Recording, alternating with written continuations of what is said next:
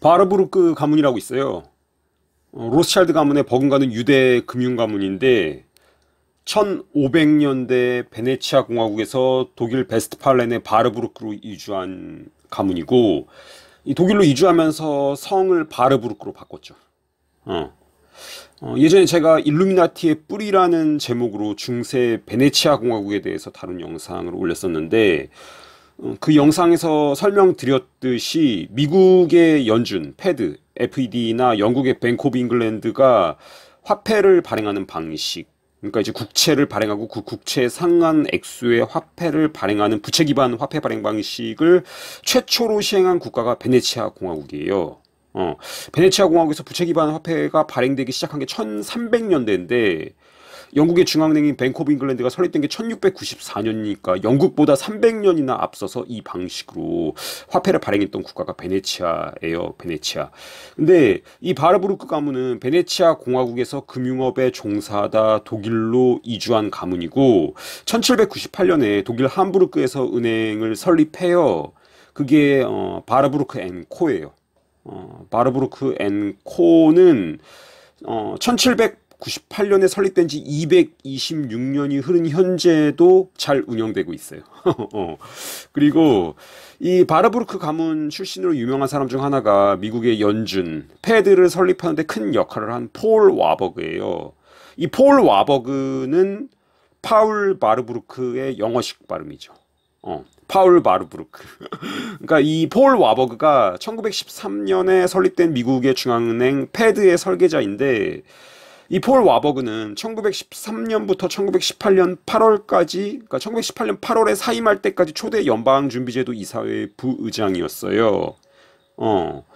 이 사람은 연준이 설립되기 전 몇 해 동안 은행 개혁에 관한 많은 에세이를 썼고 여러 차례 공개 연설도 했는데 이 사람의 은행 개혁 아이디어는 그의 가족 기업인 바르부르크 앤 코를 통해 거래했던 많은 유럽 국가들의 중앙은행 시스템을 모델로 삼았죠. 그러니까 요약하자면 폴 와버그는 부채 기반 화폐 발행 방식을 미국에 부여한 핵심적인 인물이라고 할 수 있다. 이렇게 말씀드리고 이 폴 와버그는 파울 바르부르크는 1932년 1월에 63세로 사망하는데 사망 2년 전인 1929년 3월 8일에 당시 미국에 만연했던 광적인 주식 투기로 인해서 재앙이 발생할 것을 경고하기도 했죠. 그리고 이제 바르부르크가 경고를 한 지 7개월 뒤에 대공황이 발생하죠. 1929년 대공황이 발생하는데, 그러니까 사실 이제 그 폴 와버그가 대공황을 예측하고 경고했다기보다는 일으킬 준비를 하고 경고한 후 일으킨 거죠. 이 폴 와버그의 아들 제임스 와버그는 1950년 미국 상원 외교관계위원회에서 이런 발언을 했어요. 제임스 와버그가 한 발언을 그대로 읽어드리면 내 인생의 지난 15년은 거의 전적으로 세계 평화의 문제, 특히 세계 평화와 미국의 관계를 연구하는 데 바쳐졌다. 그 연구의 결론은 하나의 세계는 성취될 수 있는가 없는가가 아니라 그것이 평화적 수단으로 성취될 수 있느냐, 그렇지 않느냐 하는 것이다. 우리는 좋든 싫든 하나의 세계 정부를 갖게 될 것이다. 문제는 세계 정부가 동의에 의해서 성취될 것인가 아니면 정복에 의해 성취될 것인가 하는 것이다. 폴 와버그의 아들 제임스 와버그가 1950년에 이런 말을 했고 그러니까 이제 바르부르크 가문도 로스차일드 가문과 마찬가지로 그 일루미나티의 핵심 의제 원 월드 오더, 그러니까 세계 정부 를 위해서 일하는 사람들이라는 걸 알 수 있게 해주는 발언이죠. 마지막으로 이 바르부르크 가문의 기원지인 베네치아, 이 베네치아와 고대 페니키아의 유사성에 관해 제가 예전에 설명했던 영상을 붙이도록 할게요. 이 영상을 보시면 베네치아와 페니키아의 묘한 연관성에 대해서, 그리고 베네치아 공화국과 영국의 흥미로운 유사성에 대해서 여러 가지 사실들을 알게 되실 겁니다. 일루미나티의 뿌리에 대해서 좀 얘기를 해보려고 하는데요. 뭐 당연히 이제 일루미나티의 뿌리는 그 고대 바빌론 그리고 이제 고대 이집트지만 그러니까 고대를 넘어서 이 로마 제국이 무너진 이후에, 그러니까 뭐 AD 500년 이후에, 그러니까 지금으로부터 대략 1500년 이후에 일루미나티의 유럽의 뿌리가 어딘가. 그러니까 당연히 이제 그 원래 뿌리는 고대 바빌론, 고대 이집트인데 일루미나티의 유럽의 뿌리. 그것에 대해서 좀 파다 보면 결국에는 이제 이탈리아 베네치아가 나와요. 베네치아. 이 베네치아는 이 페니키아랑 발음이 되게 유사하죠. 페니키아. 페니키아가 이제 그 이스라엘 북쪽에 있던 그 해상교역, 무역 이런 걸 되게 잘했던 나라인데 이 페니키아랑 베네치아 이 페니키아의 신이 이제 바알 함몬인데 다른 이름으로 몰렉 인신제사 받는. 그러니까 바벨탑 쌓던 걔네들을 하나님이 치셔서 이 바빌론에서 페니키아를 거쳐서 이집트로 갔다고 보여요. 간 걸로 보여요. 그러니까 일루미나티의 그 선조들이. 그러니까 페니키아는 이제 지금 이스라엘 그 근처에, 지금 레바논 정도 보면 돼요. 레바논. 근데 이 페니키아가 그래서 이 고대, 바빌론, 고대 이집트랑 같이 일루미나티의 되게 중요한 뿌리인데 이 페니키아를, 연상시키는 국가가 유럽의 베네치아다. 베네치아 공화국. 그러니까 이 중세에는 베네치아가 이탈리아가 다 분열돼 있었어요. 그러니까 뭐 무슨 제노바, 베네치아, 뭐 피렌체 이런 식으로 뭐 피렌체 공화국, 베네치아 공화국 각각 다 자기들의 어떤 분열된 나라들이었는데 이 베네치아 공화국이 유럽의 일루미나티의 뿌리다. 근데 이 영어로 하면 페니키아를 페니시아 영어로 이제 베네치아는 베니스잖아요. 그러니까 페니시아, 이탈리아로 베네치아. 뭔가 좀 비슷하죠. 페니시아, 베네치아. 그러니까 이게 굉장히 이름부터 좀 유사하고 지금 일단은 이 베네치아에 대해서 얘기하기 전에 좀 페니키아에 대해서 먼저 좀 얘기하면 이 페니키아는 성경에서 나오는 이제 두로와 시돈인데 페니키아의 가장 큰 두 개의 도시가 두로와 시돈인데 이 솔로몬이 성전을 지을 때 이 페니키아에서 기술자를 부르죠. 건축 기술자를. 이 프리메이슨들은 이 솔로몬이 불렀던 이 건축 기술자, 석공, 이 히람 아비프, 얘네가 이제 자신들의 제1대 뭐 그랜드 마스터다. 프리메이슨의 어떤 그 가장 뭐라고 말해야 돼? 뭐 선조를 이 솔로몬이 불렀던 페니키아 사람 히람 아비프로 보는데, 그러니까 실제로 이 페니키아가 굉장히 건축, 뭐 해상 항해술, 교역, 뭐 선박 건조술, 그리고 이제 교역에 따르는 그 뱅킹, 은행 업무, 이거의 귀재였어요. 얘네들이 페니키아. 해상 무역을 잘고 쉽게 말해서 지금 이 금융가들, 로스차일드로 뭐 대표되는 이런 걸 고대에 그 역할을 했던 사람들이 페니키아인들이에요. 근데 이제 이 페니키아의 신이 그 아까 말했던 바알 함몬, 이거 바알 함몬의 다른 이름이 몰렉인데, 이 페니키아가, 이 몰렉은 이제 인신제사를 해야 되죠. 이거한테는. 근데 이 페니키아가 이제 해상무역을 통해서 지중해 여기저기다 이제 식민지를 만드는데, 이 페니키아가 만들었던 식민 중에서 가장 대표적인 게 이제 카르타고죠. 카르타고는 이제 그 한니발로 유명하죠. 카르타고의 명장 한니발. 그러니까 한니발이 이제 페니키아인의 후예고, 그 한니발의 이름의 뜻은 한니발이 이제 한니바알이에요. 바알에게 은총을 입은 자. 한니발의 동생이 이제 하스두루발이고 있죠. 하스두루발도 마찬가지야. 하스두루바알이에요. 그러니까 이 카르타고나 페니키아 쪽은 이름에 바알이 들어가는 애들이 되게 많아요. 근데 이 카르타고에 또 유명한 게, 그러니까 카르타고는 지금 그 북아프리카인 튀니지? 뭐 이쪽인데, 이 정도로 보면 되는데, 거기서 이제 유적이 발견됐어요. 토펫 유적이. 토펫은 이제 그 인신제사를 하고 남은 아이의 뼈를 그 담은 항아리를 묻는 곳을 이제 토펫이라고 해요. 토펫. 근데 이 카르타고, 그러니까 지금 튀니지 지방, 현대 아프리카의 국가 튀니지, 여기서 이제 거기가 고대 카르타고가 있던 데인데 대규모 이제 그 토펫 유적지가 발견됐어요. 아이들의 뼈랑, 그리고 이제 이게 인신제사를 했다는 증거가 이게 뼈가 섞여 있어요. 아이들 뼈뿐만 아니라 양이랑 염소 뼈도 같이 나와요. 그게. 근데 이제 절대 어떤 문명권에서도 사람의 뼈랑 그 양이랑 염소 뼈를 합장하지 않거든요. 근데 양이랑 염소는 뭐 아시겠지만 성경에서도 가장 많이 번제를 이렇게 그 제물로 드리는 거잖아요. 양, 염소. 이게 고대 다른 가나안 종교에서도 그러니까 휴먼 세크리파이스만 한 게 아니라 양이랑 염소랑도 했어요. 근데 그 뼈가 섞여 있다는 거는 인신제사를 했다고 봐야 돼요. 다 고대 고고학 하는 학자들이 이거는 이제 인신제사에서 그 묻은 거라고 얘기를 해요. 근데 어쨌든 간에 이제 이런 어떤 그 몰렉, 바알, 함몬 이 인신제사를 하는 전통이 페니키에서 시작돼서 카르타고로 갔고 이 카르타고가 이제 로마에 멸망당하는데 그 이후에 이제 얘들이 로마에 편입되는데 얘네들이 이제 로마로 또 이주하기도 하고 이 전통이 중세, 근대에 계속 이어졌다가 현대까지도 지금 계속되고 있는 걸로 보이고 그러니까 이를테면 이제 그 이거는 좀 말하면 안 되는데 그 힐러리가 몰렉한테 뭐 한다고 지가 이메일에 그 이거 말하면 안 되는 거 피자 거기서 이메일 하잖아요. 몰렉 힐러리 클린턴이 몰렉이라고 아예 언급을 했는데 이게 이제 현대에도 이어지는 것으로 보이고 그래서 다시 이제 페니키아랑 카르타고 얘기로 가면 결국 이제 카르타고는 로마에 의해서 망하고 이 본토인 페니키아 그 티레랑 그 시돈 두로와 시돈 여기 이제 그 알렉산더 대왕에 의해서 정복돼요.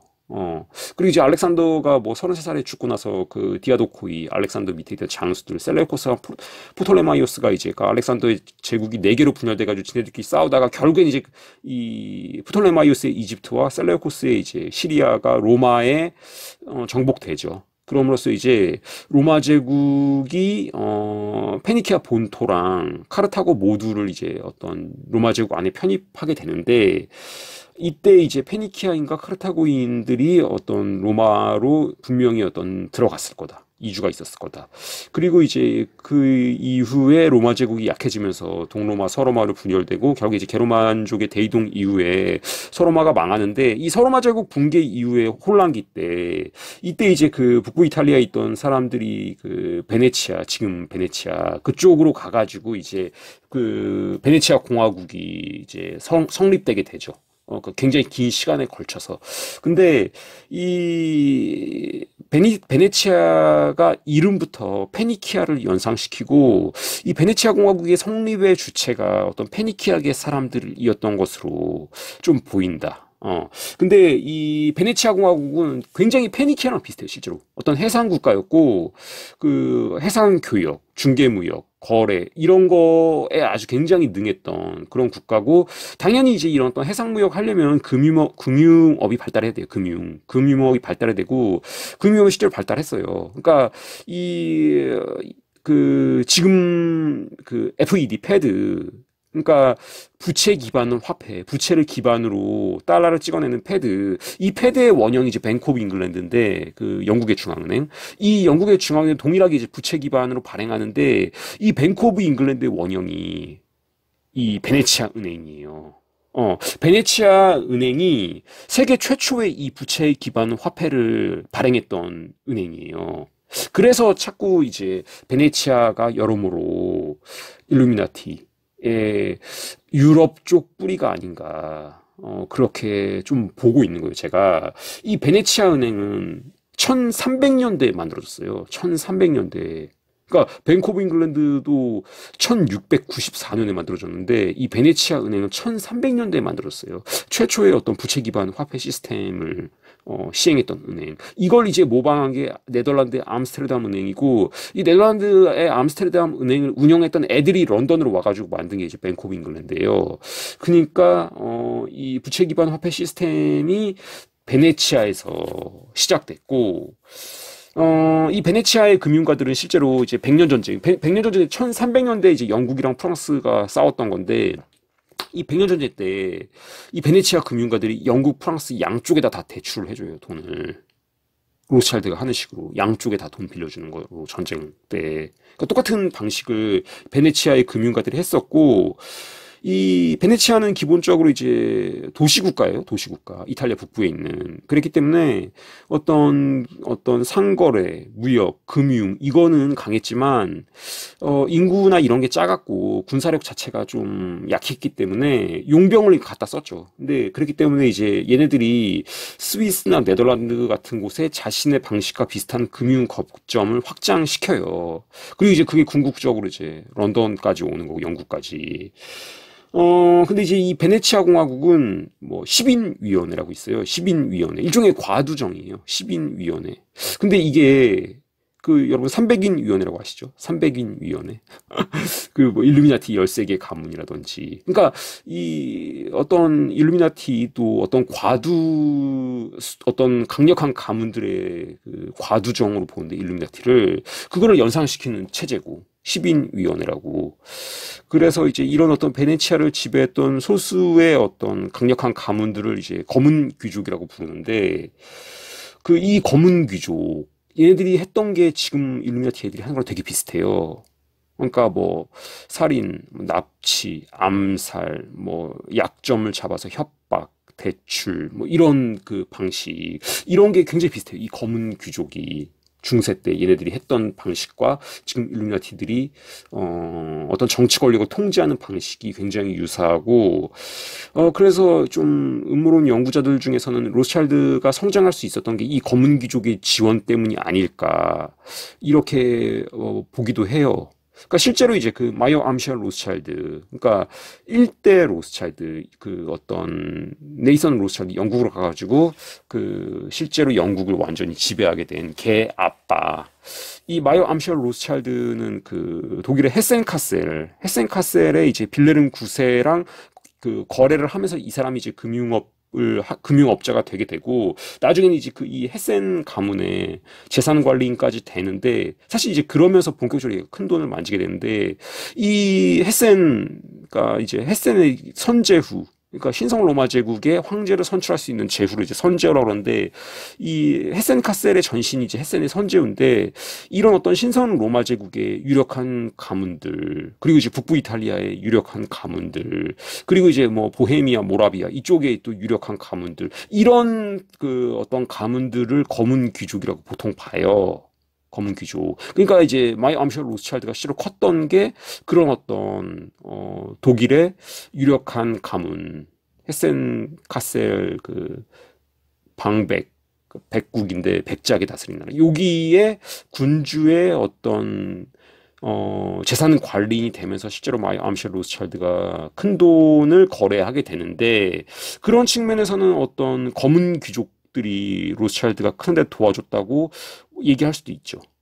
그래서 이 로스차일드가 이 어쩌면은 완벽하게 독립적이지 않을 수도 있다는 거죠. 그러니까 뭔 얘기냐면은 이 JP 모간이나 이제 락펠러 이런 애들이 크는데 이제 로스차일드의 자금을 통해서 컸다는 것은 많이 밝혀진 거잖아요. 이를테면 이제 그 JP 모건이 1913년에 죽었는데 이 죽은 다음에 이 사람이 남긴 유서를 보면은 이 JP 모건의 재산의 19%만 자기 아들들이나 자기 자녀한테 상속이 돼요. 나머지 이제 81%는 이 로스차일드나 로스차일드 계열의 은행 쪽으로 상속이 되게 돼 있어요. 그러니까 자기 재산의 10몇 퍼센트만 자기 거고 80% 이상이 이 로스차일드나 로스차일드 계열 쪽으로 상속이 되게 돼 있어요. 그러니까 이 사람이 JP 모건이 어떤 독립적인 세력이 아니라 로스차일드의 어떤 산하에서 큰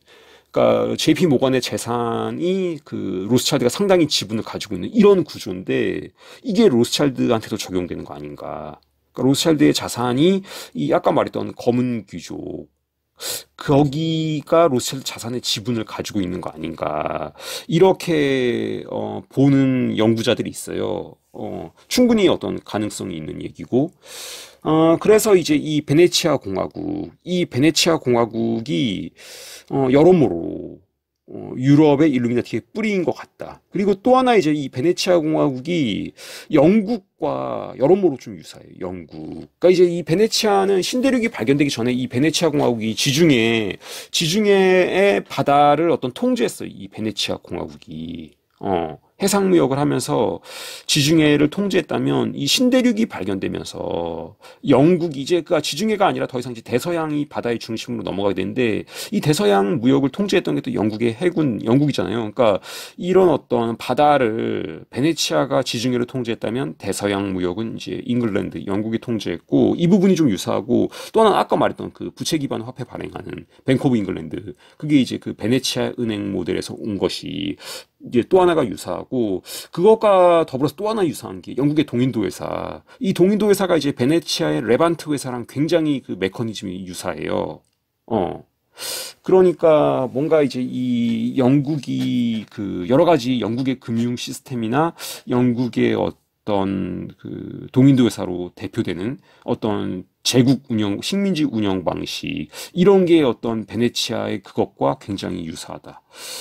그래서 좀 이 베네치아의 금융업과 그 영국의 그 시티 오브 런던, 시티 오브 런던 여기에 대해서 그러니까 파이낸셜 디스트릭트죠. 시티 오브 런던 안에 있는 그 시티 지구, 시티 오브 런던 여기는 영국이 아니에요. 독립된 어떤 국가 내 국가처럼 시티 오브 런던은 그런 곳인데 여기에 유사성에 대한 문헌들을 좀 지금 제가 찾고 있는데, 일단 한글로 된 건 전혀 없고, 영문으로 검색해 잘 안 나와요. 베네치아 공화국과 이 영국, 잉글랜드라든지 아니면 시티 오브 런던의 어떤 그 관계에 대해서, 영문으로 뒤져도 잘 검색이 안 잡히는데, 요거 관련해서 어떤, 뭐 자료들을 발견이 된다면은 추후에 좀 영상을 만들어서 또 올리도록 할게요.